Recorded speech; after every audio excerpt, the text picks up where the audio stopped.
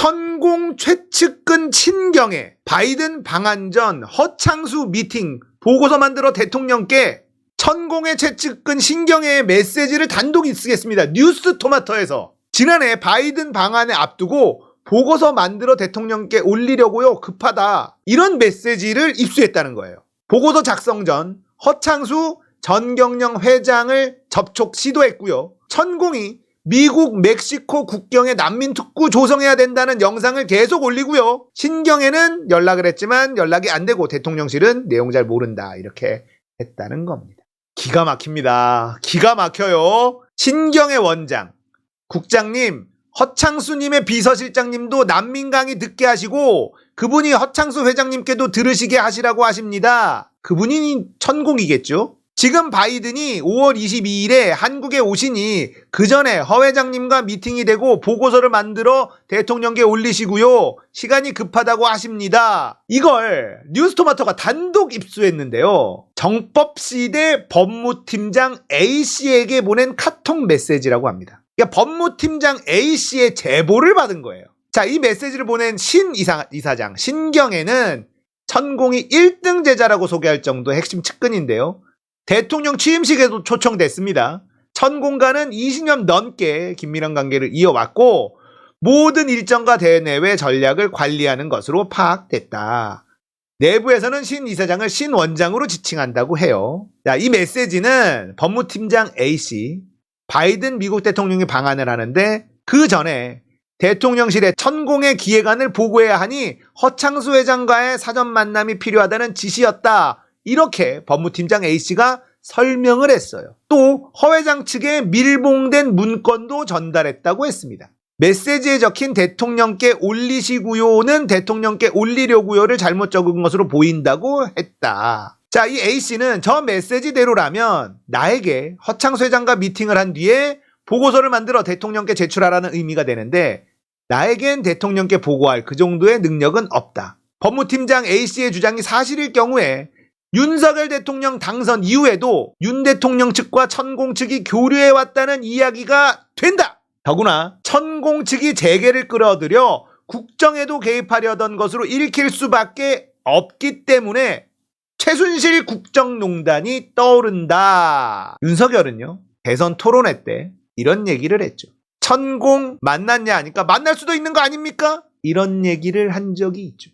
자, 천공 측이 허창수 회장에게 제안하려 했던 난민 사업에 대해서 A씨는 미국과 멕시코 국경지대에 대규모 난민촌을 조성하는 사업으로 알고 있다. 공교롭게도 신 이사장과 A씨가 긴밀하게 움직였던 시기와 맞물려 천공은 난민 프로젝트를 집중적으로 말하기 시작합니다. 중남미 난민 제로 프로젝트.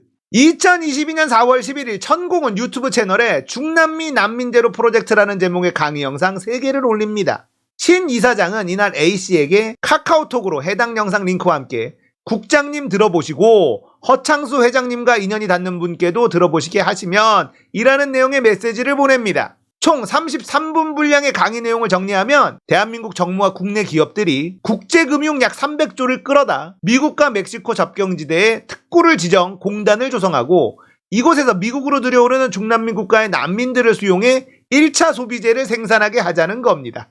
30조 자금은 무이자로 20년 거치 30년 상환 계획으로 미국이 보증을 서야 하는데 난민 사업이기 때문에 가능하다는 게 천공의 판단이었습니다. 천공은 해당 계획을 대한민국 정부와 기업이 함께 미국에 제안하면 난민 문제로 골치 아픈 미국은 좋아할 수밖에 없다고 봤습니다. 중국에 대한 미국의 수입 의존도 역시 크게 낮출 수 있어 G2 간 패권 경쟁에서 유리한 고지를 선점할 수 있을 것으로 기대했습니다. 그러면서 특구만 조선되면 10년, 15년 뒤에는 저절로 경제가 일어날 것이니 한국 대기업들이 이런 국제사업에 선제적으로 나서야 한다. 이 같은 내용의 보고서가 대통령실을 통해 바이든 미국 대통령 측에 전해졌다면 대한민국 외교에까지 천공이 개입한 것이 돼 전국은 일대 혼란을 겪게 될 것이 확실해 보입니다. 자, 천공이고 이 사람이 신경이에요. 천공이 윤석열이 유엔 총회 참석차 미국 뉴욕을 방문했던 9월 20일 무렵 뉴욕 맨하튼에 등장합니다. 신경의 이사장도 함께. 자, 그날 천공은 유튜브 채널에 업로드한 한미수교 140주년이라는 제목의 영상에서 다시 한번 난민 문제를 꺼냅니다. 이 영상에서 천공은 지금이야말로 난민 문제 해결이 가장 시급하다고 말합니다. 이어 이 문제를 해결하지 못하면 앞으로 어마어마한 혼돈의 시기가 올 것이라며 난민 문제 해결책을 우리가 설계해 지구촌을 도와야 한다고 강조합니다.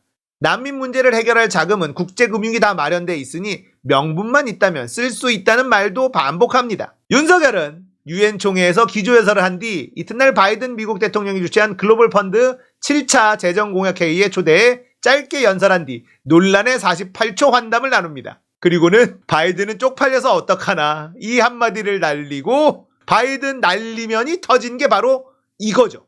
바이든 날리면이 터졌을 때가 바로 여기였습니다. A씨 주장이 허무맹랑하다고 치부하기에는 일단 A씨의 전 직책과 신경의 이사장과의 소통 내역 등 천공 측과의 관계가 심상치 않다. A씨는 정법재단 법무팀장으로 있으면서 천공 및 신 이사장과 긴밀히 교류하며 언론 창구 등을 맡았다. 잡지 여성시대 총괄편집국장의 직위도 활용, 천공을 비롯해 신 이사장과의 인터뷰 등도 다수 잡지에 실었다는 거예요. A씨는 한 달여 지속된 본지 탐사보도팀의 끈질긴 설득 끝에 신 이사장으로부터 받은 메시지를 공개했습니다. 특히 신 이사장이 A씨에게 보낸 메시지를 보면 문장 앞뒤로 특수 문자가 보이는데 이게 뭐냐면 요렇게 대시를 쓰죠. 이는 두 사람이 주고받은 다른 메시지들에게도 여러 차례 등장한다. 신경애가 메시지 작성 시 문장 끝날 때마다 쓰는 습관이다. 그러니까 이게 조작된 게 아니라 이렇게 말을 쓰는 습관이 있다. 그래서 믿을만한 얘기라는 거죠. 천공이 만나고자 했던 허창수 회장, GS건설 회장으로 전국경제인연합회를 무려 12년간 이끌었다. 5월 21일 바이든 미국 대통령 환영 만찬에 정경련 회장 자격으로 참석하기도 했어요. 자, 문재인 정부에서는 대한상공회의소가 정부와 재계의 창구 역할을 했지만 이번 정부 들어서 다시 전경련이 부활하는 조짐이다. 왜냐? 김병준이 지금 정경련 회장에 들어간다라고 하고 있죠. 비기업인이 수장에 오르는 것은 정경련 출범 이래 최초다.